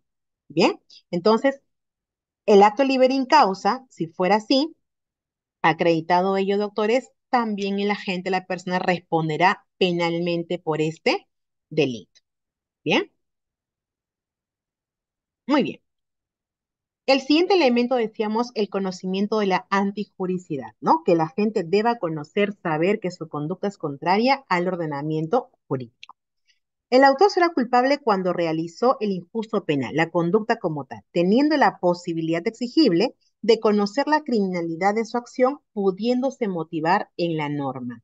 Yo sabía que robar era malo, pero no hice nada para cumplir ese mandato. Yo sabía que matar no es correcto, no está bien, no está permitido, pero tampoco hice nada para respetar esa norma. Yo sé que ir o mancillar el honor de una persona, inventarle cosas, atribuirle delitos que no ha realizado, que no ha cometido, es no respetar su honor. Sin embargo, no hice nada para responder o respetar esa norma. Bien, debo conocer, el agente debe tener plenas facultades intelectuales y demás para poder saber qué conducta está prohibida. ¿Ok, doctores? Bien. En función a este segundo elemento, que es el conocimiento, tenemos dos supuestos de inimputabilidad en este caso. El primer supuesto, que es el error de prohibición, y el segundo, que es el error de prohibición culturalmente condicionado. Bien. Primer supuesto, el error de prohibición, desconocer la ilicitud de una conducta. Yo no sabía que esa conducta era prohibida. Yo no sabía que esa conducta era un delito. Yo no sabía, desconocía eso. Bien, está regulado en el artículo 14 del Código Penal y en este caso las consecuencias van a depender de lo siguiente. Si es un error de prohibición de carácter vencible, quiere decir que tú tenías la posibilidad de saber que esa conducta era prohibida, será sancionada en forma atenuada. ¿Bien? Pero si no tenías la posibilidad de carácter invencible, no tenías la posibilidad de conocer de esa prohibición, de ese error, estarás exento de responsabilidad. Ejemplos clásicos, ejemplos de ello, por ejemplo, las personas o ciudadanos extranjeros que vienen a nuestro país y que en cuya legislación, en cuyo sistema hay ciertas conductas que están permitidas, como el consumo de drogas, el aborto, por ejemplo, causar lesiones a una mujer en ánimos de corrección, por ejemplo, bien, conductas que pueden ser permitidas, no son sancionables en tu legislación, en tu país, pero si tú llegas aquí a nuestro país, sabes que todo eso configura un delito. Bien, aquí no está permitido. Aquí sí tendrá una sanción por eso. Bien, ¿cómo saber y de qué va a depender que sea de carácter vencible e invencible? Uno de ellos, por ejemplo, el tiempo que tengas en nuestro país, ¿no? Si hablamos de una persona que tiene ya un mes, 2 meses, medio año, un año, que has tenido la oportunidad de poder informarte, saber las reglas de cada país, que está permitido, que no, no me puedes alegar o tratar de atenuar o, perdón, justificar o eximir tu responsabilidad en un supuesto de prohibición, porque has tenido el tiempo suficiente. Bien, el tiempo suficiente para ello. De carácter invencible es que has llegado hoy día por la noche, hoy día por la mañana, te compraste tus 5 kilos de marihuana para tener para toda la semana, ¿no? Te intervienen y porque en tu país sí está permitido de que tengas una mayor cantidad para tu consumo personal, pero aquí no. Te interviene la policía, personal especializado y bueno. ¿A qué hora llegó? Llegué hoy día a las 10 de la mañana. ¿Y cómo tú sabías dónde encontrar la droga, dónde te podían vender? Ah, bueno, es que un amigo que, bueno, sí sabe que yo consumo, le dije dónde podía conseguir marihuana y me dijo el lugar donde podía encontrar. Y para efecto de tener para toda mi semana, compré una fuerte cantidad. En tu país está permitido eso, obviamente, doctores, claro está, de que no bastará pues la información que me dé el ciudadano, ¿no? Sino que hay que cotejar esa información. Verificaremos la legislación, revisaremos la norma de su país y que eso sea tal cual el ciudadano lo dice, ¿verdad? Hay que corroborar todo eso. Entonces, vencible o invencible, dependiendo de las circunstancias, cada caso en particular. Bien. El error de provisión culturalmente condicionado, doctores. Hoy en día, si bien es cierto, doctores, ya es una circunstancia que va en desuso, ¿no? Que ya se está atenuando mucho más el uso de este eximente de responsabilidad, pero que todavía se mantiene y está regulada en la norma. Esto obedece básicamente a la pluriculturalidad que tenemos en nuestro país, ¿no? Nuestro país es, entre tantas cosas, rico en las culturas que tenemos. ¿Verdad? Tenemos una biodiversidad en función a eso. Y bueno, como toda cultura, doctores, con costumbres propias, con costumbres natas, ¿verdad? Cada ciudad, cada cultura como tal, tiene reglas propias. Bien, entonces, esto va a obedecer básicamente a que una conducta calificada como típica, doctores, esté justificada o esté, digamos, se comprenda como una causa de eximiente de responsabilidad en función a tu condición cultural, ¿bien? A tu condición cultural. Entonces, doctores, aquí, ¿cuál es el documento, la pericia, la prueba clave para yo decir esto? El peritaje o documento antropológico. ¿Bien? El peritaje o documento antropológico. En la mayoría de casos, doctores, en la práctica, en diversas investigaciones o casos penales que se dan, muchas veces decimos, ah, bueno, sí, pero es que yo soy de la ciudad tal, de una comunidad que está muy, muy, muy en la sierra de nuestro país. Y ahí tenemos por cultura, por ejemplo, ¿no? Ya es parte de nuestra tradición, de nuestra cultura como tal. Es muy frecuente que las personas, por ejemplo, mantengamos una relación de convivencia con menores de edad. E incluso los padres ellos mismos nos entregan a sus hijas para que iniciemos convivencia y en consecuencia iniciamos relaciones sexuales a temprana edad. Es parte de la costumbre. Ahí entonces cuando yo alego eso, señalo eso, además de poder corroborar ese tipo de costumbre, por decirlo así, ¿no? Tendríamos que contar con un peritaje o documento antropológico que en realidad nos acredite esto, además de testigos de esa comunidad que nos refieran, que nos declaren sobre ese tipo de costumbre y que hasta el día de hoy se viene practicando. ¿Por qué digo, doctores, de que ya hoy en día está quizá mucho más atenuado ya el uso de ese tipo de eximente? Porque, bueno, ya diversas comisiones que se han formado ya se han ido a muchas ciudades de nuestro país, a muchas comunidades en sí, y han buscado justamente instruir, informar, ¿no? Porque muchas veces en función a esto es que se cometían muchos abusos, se cometían muchos vejámenes en agravio de niñas, mujeres en general, de menores de edad. Entonces ya se ha formado muchas comisiones en general que han tenido por finalidad, por labor principal, instruir, capacitar, informar a estas comunidades de qué conducta está prohibida, que no se debería hacer. Es en función a eso, doctores, que hoy en día, y ya por eso les decía que es un eximente que va atenuándose en el uso, ¿no? En el uso de la misma. Bien, muy bien, doctores. En cuanto al tercer elemento, que es la exigibilidad de otra conducta, doctores, una persona es culpable sí o sí. Sí, y solo sí, el derecho le puede exigir razonablemente un comportamiento distinto, ¿no? En función a ese tercer elemento, tenemos la siguiente eximente de responsabilidad. Estado de necesidad exculpante. Bien, el estado de necesidad exculpante. En este eximente, doctores, lo que se busca y nos encontramos en sí ante un conflicto de bienes jurídicos. Estamos ante un conflicto de protección a bienes jurídicos. ¿Qué tipo de bienes jurídicos según la norma? Vida, salud o libertad. Bien, solamente entre estos bienes jurídicos. Vida, salud o libertad. Bien, entonces, vida, vida, salud, salud, libertad, libertad. Quien realiza la acción, quien ejerce la acción, se encuentra ante un conflicto. ¿Qué bien jurídico protejo? ¿Mi vida o la de esa persona? ¿Mi libertad o la de esa persona? ¿Mi salud o la de esa persona? ¿Quién hace esa regla de ponderación? ¿Quién pondera? Obviamente el que ejerce la acción, quien realiza la acción, ¿no? ¿En qué casos puede estar en conflicto la protección de dos vidas humanas?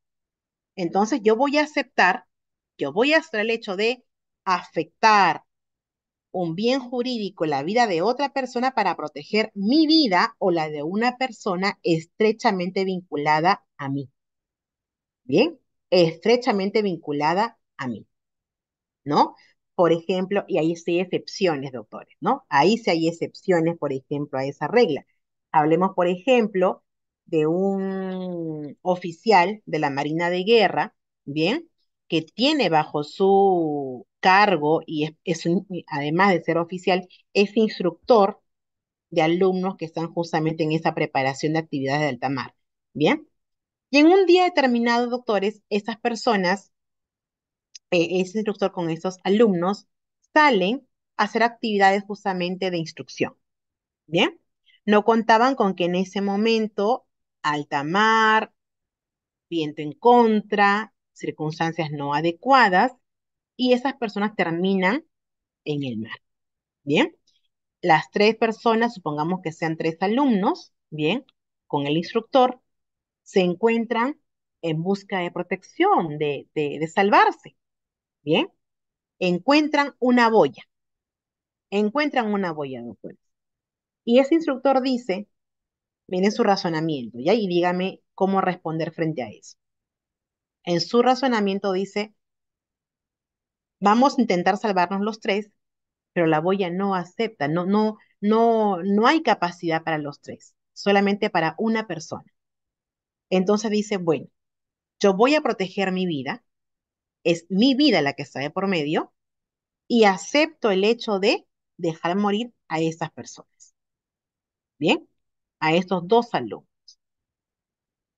Doctores, ahí por ejemplo, y mueren, en efecto mueren las personas, se salva el oficial de la Marina, ¿no?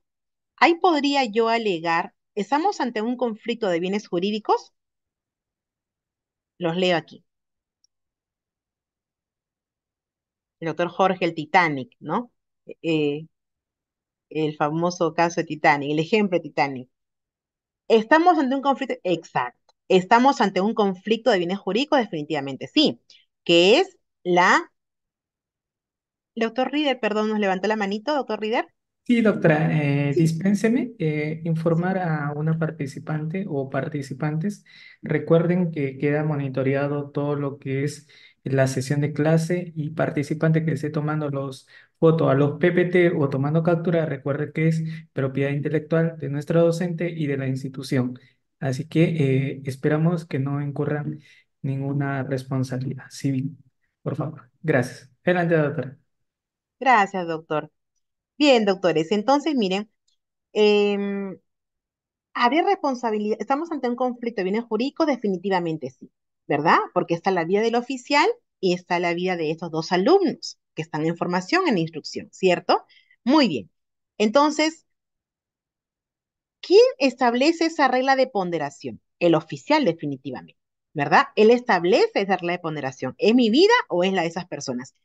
¿Quién puede decir que su vida sea más importante que la de los jóvenes? ¿Cómo yo establezco esa regla de ponderación? Puede que esos jóvenes son jóvenes, proyectos de vida, pueden ser futuros profesionales en general, ¿no? En fin, aquí no estamos hablando de qué vida sea la más importante, doctores, sino quién hace esa ponderación y quién hace prevalecer ese bien jurídico. Bien, entonces, conflicto de bienes jurídicos, la vida de esas personas, pero hay un pequeño detalle, doctores. Hasta cierto punto íbamos bien, hasta cierto punto íbamos bien. Hay un conflicto de protección, está en salvaguarda mi vida, mi vida en sí, ¿no?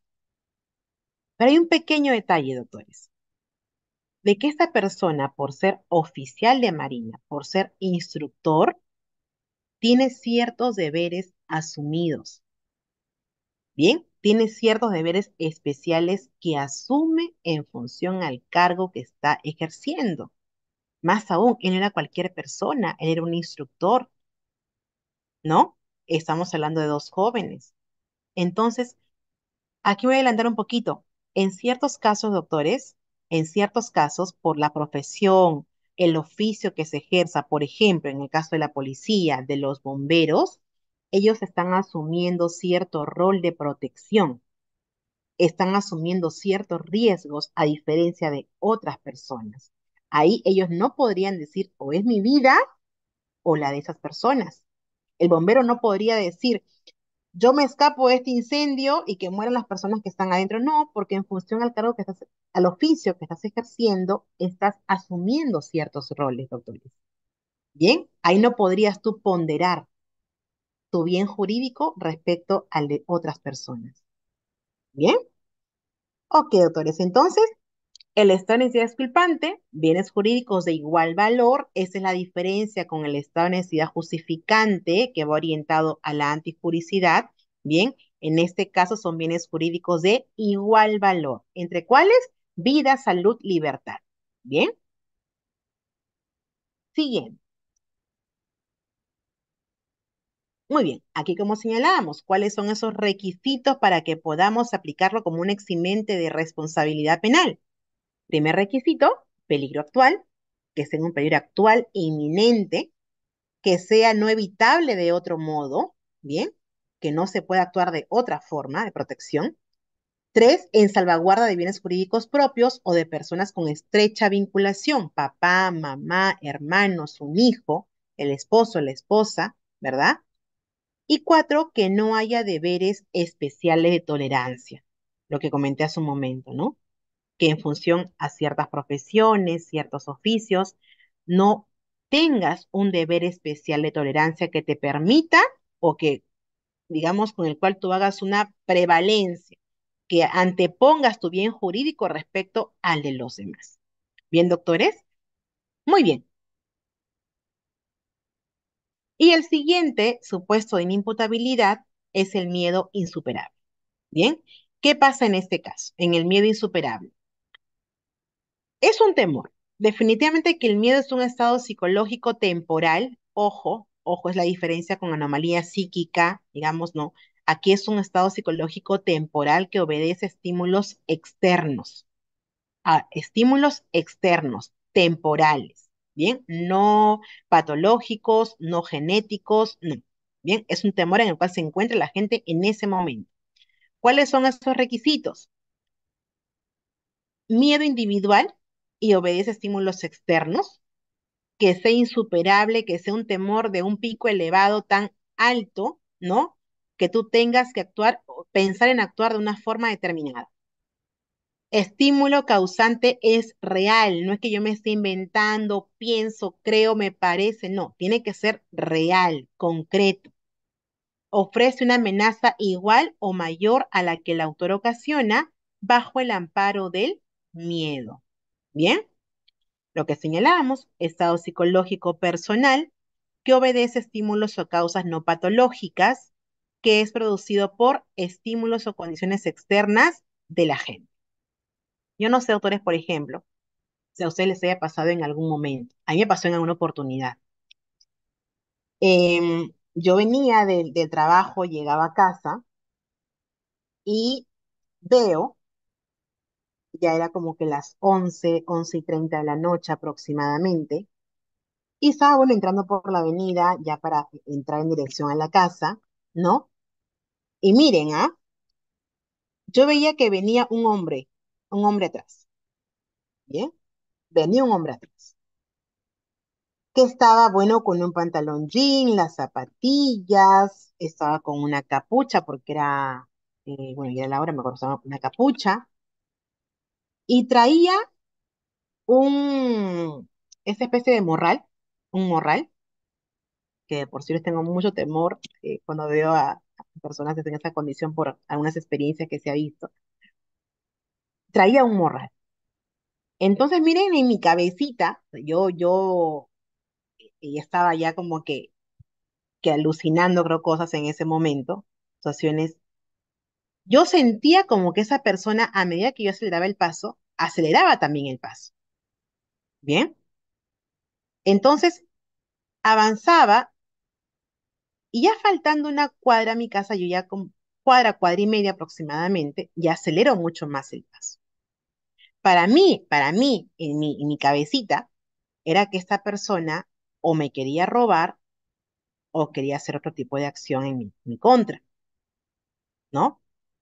Me invadí de un temor, doctores, porque a esa hora ya prácticamente muy pocas personas están transitando y te pasan miles de cosas por la cabeza, ¿no? Miles de cosas por la cabeza.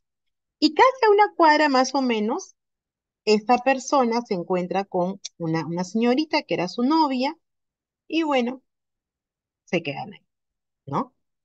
Pero miren, el estado en el cual uno ya se crea situaciones, te creas que te van a robar o te van a secuestrar o otra cosa más, no lo sé, pero es el temor en el cual. ¿Qué hubiera pasado, doctores, si yo inmersa en ese temor, inmersa en ese miedo, en ese momento, yo agarraba una piedra, en ese momento una piedra de regular dimensión, le lanzaba y le causaba daños en el rostro, en la cabeza a esta persona?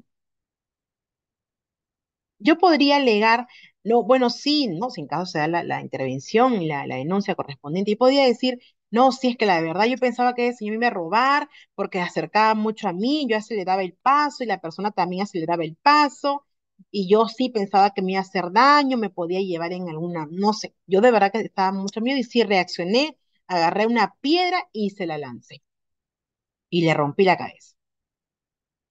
Yo podría alegar, porque de hecho que se ha causado un resultado típico, ¿sí o no? Ha causado un resultado típico, le ha causado lesiones a esta persona. ¿Bien? Eso no ha quedado en mi imaginario, le he causado lesiones, le he roto la cabeza. Entonces, doctores, yo podría alegar, doctores, que me eximan de responsabilidad por el temor en el cual yo me encontraba en ese momento. Yo podría alegar que no corresponde una pena porque yo actué inmersa en este miedo insuperable en el cual me encontraba en ese momento de que algo me pasa. ¿Podría alegar? Vamos a preguntar lo siguiente. ¿Este señor hizo algo en mi contra que me haga advertir, que me evidencie que esta persona me quería hacer daño? ¿Hizo algún tipo de acción? Acá lo leo, doctor Alberto dice no, doctor Julio no. ¿Hizo algún tipo de acción?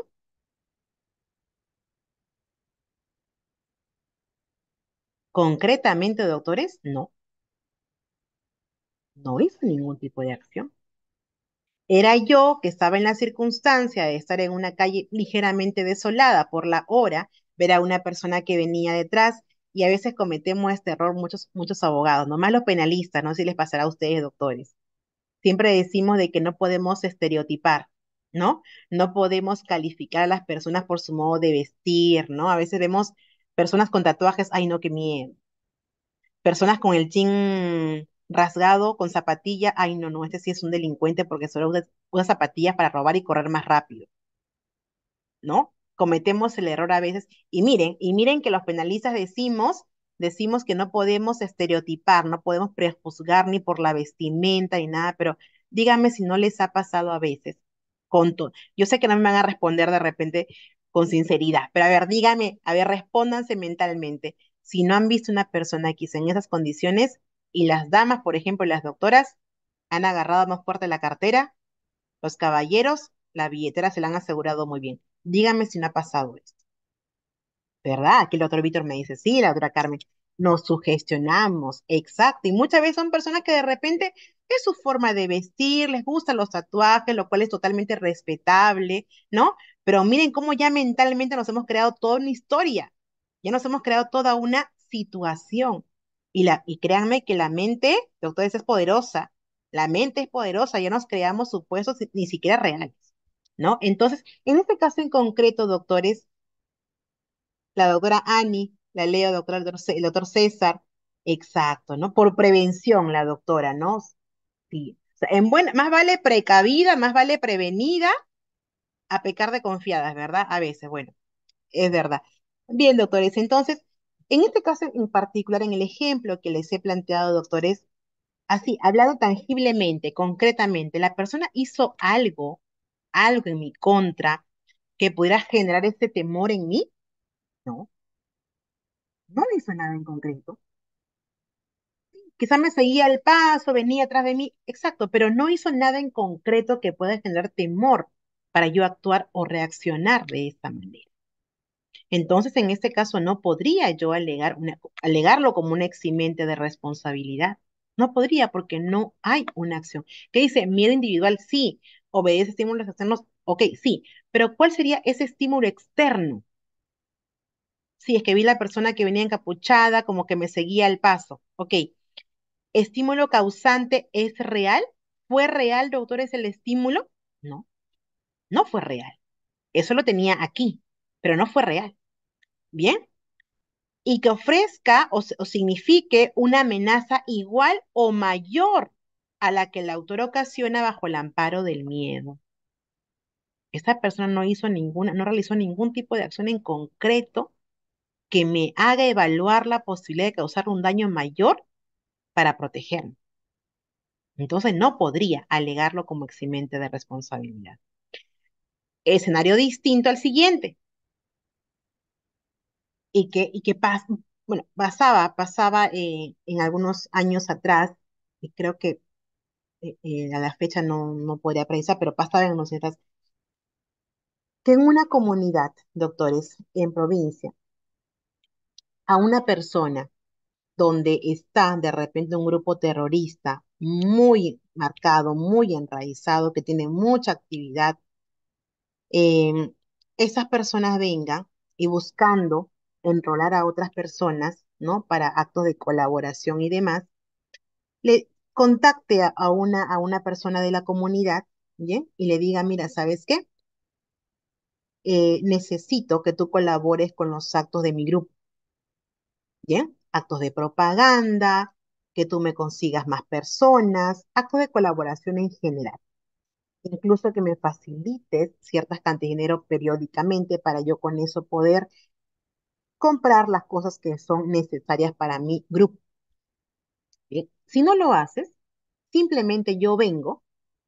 Mira, te voy a dar fecha la próxima semana. Hoy estamos sábado, te doy hasta el próximo viernes para que tú me consigas una cantidad de dinero, me consigas material, propagandas en general y me facilites armamentos y demás. Yo para el próximo viernes vengo y no encuentro todo eso, mato a tu familia, esposa, hijos y también. Y esa persona sabe de que eso sí es real, o sea, sí puede pasar, porque ya ha pasado lo mismo con otras personas que no han colaborado, a quien se le ha planteado se ha pedido ese tipo de ayuda y no ha cumplido. Y esas personas han muerto. Entonces, sí es muy, muy, muy posible, muy probable de que esas personas cumplan con esa amenaza. ¿Qué te quedaría? ¿Qué harías, qué harían ustedes, doctores, en esas circunstancias? ¿O qué es lo más probable que va a hacer esa persona? Obedecer, ¿no? La autora Astrid, obedecer. Va a terminar, exacto, el doctor Kevin, ¿no? Ajá, ahorita vamos a responder eso. Esta persona va a terminar colaborando con este grupo, doctores. Va a terminar colaborando no porque quiera, no porque tenga la voluntad, conocimiento de realizar el tipo de actos, por miedo, por temor, porque sabe que sí es muy, muy, muy, muy probable, es casi seguro de que si no colaboras con estas personas, te van a terminar amenazando, te van a terminar matando. Te van a matar, por amenaza, por colaborar, por coacción. Doctor Jorge, exacto. Se está creando un temor, se está creando un miedo, definitivamente sí. Esa persona tiene miedo que le pase algo a su familia, que los maten, de la forma en que de repente actúan estas personas, de que lo maten a él, porque sabe que es muy probable, es casi seguro que esto pase. Entonces, si esta persona le intervienen en su momento y la procesan por acto de colaboración con actividad terrorista, esta persona puede perfectamente alegar un eximente de responsabilidad bajo un supuesto de miedo insuperable, ¿no? Se presentarán las actas de defunción correspondientes, testigos, entre otros medios probatorios para poder acreditar esto. Pero es un ejemplo, un tipo de ejemplo de supuestos de miedo insuperable en el cual terminas realizando una conducta típica, ¿verdad? Típica, pese a que por el miedo en el cual te encuentras en ese momento. Bien, doctores, miedo insuperable. Muy bien. Ya frente a todo ese escenario, doctores, frente a todo ese escenario, ¿cuáles son las consecuencias, doctores? ¿Cómo es que vamos a sancionar este tipo de conductas? ¿No? El artículo 20, definitivamente, doctores, el artículo 20 regula todas las causas que van a excluir tanto el elemento antijuricidad como el elemento culpabilidad. ¿Bien? Porque encuentran una causa de justificación o una causa de exculpación con los elementos propios de, de estos supuestos. ¿Bien? Si cumples con todos los requisitos de esas causas de justificación o de exculpación, la consecuencia va a ser estás exento de sanción penal. No hay sanción penal, no te impondrán ninguna pena. ¿Bien? Pero si caso contrario, doctores, no se cumple con algún requisito, bien, no se cumple con algún requisito, según el artículo 21 del Código Penal, la pena será atenuada hasta límites inferiores al mínimo legal. Bien, la pena será atenuada hasta límites inferiores al mínimo legal. Entonces va a depender de cada caso en concreto, va a depender las circunstancias. Si hablamos, por ejemplo, de un supuesto de bien insuperable, analizar los elementos de esa figura. De un supuesto de anomalía psíquica, por ejemplo, también, ¿no? Puede que no haya una alteración absoluta de discernimiento, sino solamente relativo o parcial. Va a depender de cada circunstancia. En este caso en particular, habrá una pena, definitivamente sí, pero de forma atenuada, de forma atenuada. Pregunta, doctores, ante esa condición o ante esa posibilidad de condición de un inimputable como tal, bien, porque ya sabemos que la imputabilidad es porque concurres todas las condiciones necesarias para que puedas responder penalmente.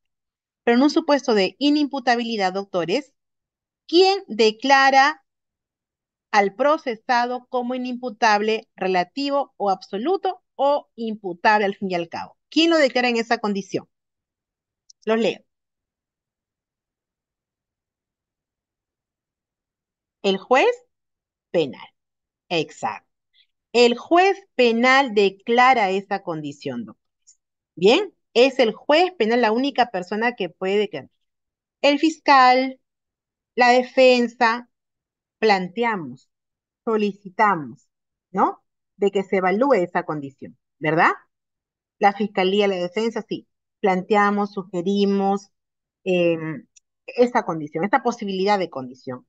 Es que es tóxico dependiente, consume drogas hace más de 20, 25 años, ha estado internado en centros de rehabilitación. Es que es una persona que tiene una condición médica particular, tiene una anomalía psíquica, es esquizofrénico, tiene un cuadro de neurosis, de psicosis. Solicito que se le practique un examen psiquiátrico a efectos de acreditar esa condición. Presento todas las constancias de internamiento, todas las constancias de las terapias que he llevado, las prescripciones médicas, los medicamentos que está tomando, ¿no? Entonces, el fiscal, la defensa, postulamos, sugerimos, solicitamos esa condición. Pero quien lo declara como tal en esa condición es el juez penal, doctores. ¿Bien? Es el juez penal. Muy bien. En este caso, son las consecuencias.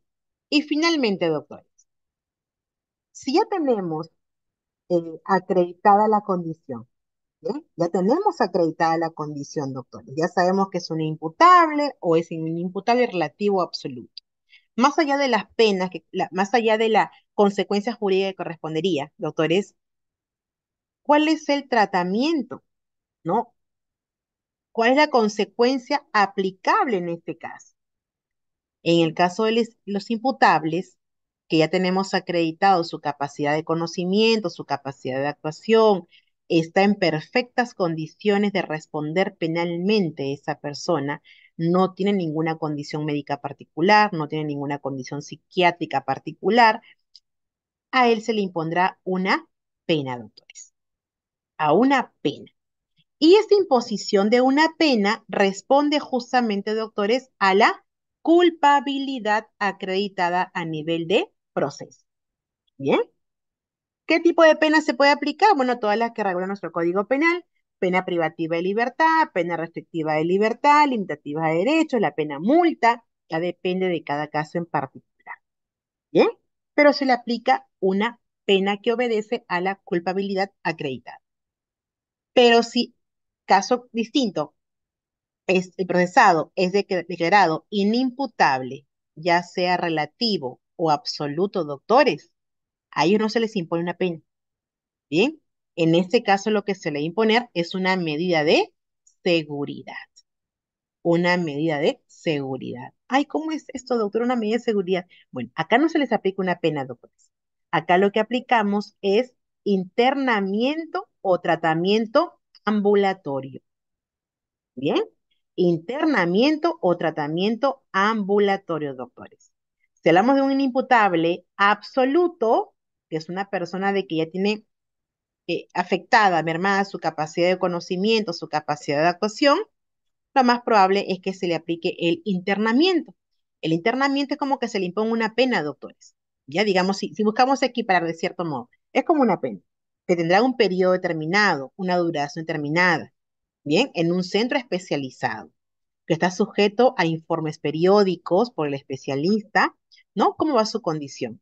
En algunos casos, doctores, puede ser una condición superada, en algunos casos, como en otros, ya es una condición que lo va a llevar de por vida, ¿no? Pero aún así, no es que el internamiento sea pues de por vida. No, hay un plazo determinado para eso. Bien, entonces, es como que se le imponga cuánto es que va a durar la imposición de un internamiento, por ejemplo, va a ser el equivalente a los años que se le hubiera impuesto como pena, si fuera el caso. Bien, Va a ser el equivalente a los años que le hubiera correspondido como una pena. Bien, a ese tiempo. Reitero, sujeto a informes periódicos, sujeto a que el especialista, quien está a cargo de esa persona o del centro médico de su tratamiento, haga al juez periódicamente. Si es un inimputable relativo, como por ejemplo los toxicodependientes, los alcohólicos, entre otros, lo más probable es que sea un tratamiento ambulatorio. Bien, un tratamiento ambulatorio como, digamos, la sanción, por decirlo así, ¿no? Pero en sí es una medida de seguridad. ¿A qué obedece, doctores, la imposición de una medida de seguridad? Obedece a la peligrosidad de la gente. Bien, obedece a la peligrosidad de la gente. Bien, muchas veces habrán escuchado en una oportunidad que dicen, pero si es una persona que ha abusado sexualmente de un menor de edad o ha matado a una persona, incluso la ha seccionado, la ha descuartizado, ¿no? Dicen, esa persona está loca, está enferma, ¿cómo es que ha actuado de esa manera? Bueno, eso se va a acreditar ya a nivel de proceso, cuál es su condición en especial, ¿verdad? Pero es una persona que si sale, ya va a ser, muy probablemente va a ser lo mismo. Probablemente va a actuar de la misma forma en agravio de otras personas. Sí, probablemente. Pero eso ya lo va a determinar o se va a determinar en un proceso y el tiempo del internamiento o tratamiento ambulatorio, quien lo va a determinar es el juez en base a las pruebas que se hayan dado o se hayan recabado en el proceso.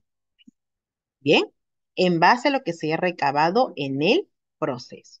Entonces, esas van a ser las consecuencias jurídicas aplicables, ya sea un imputable o un inimputable relativo o absoluto, doctores. Bien, entonces, miren cómo es un tema en realidad tan interesante en lo particular, lo considero porque el ser humano en general, doctores, tiene su capacidad de actuación, su capacidad de acción en general puede traducirse de muchas formas, de muchas maneras. Y créanme que es absolutamente amplio, ¿no? Amplio el escenario en el cual podemos ver las actuaciones de los agentes, de las personas que cometen un delito.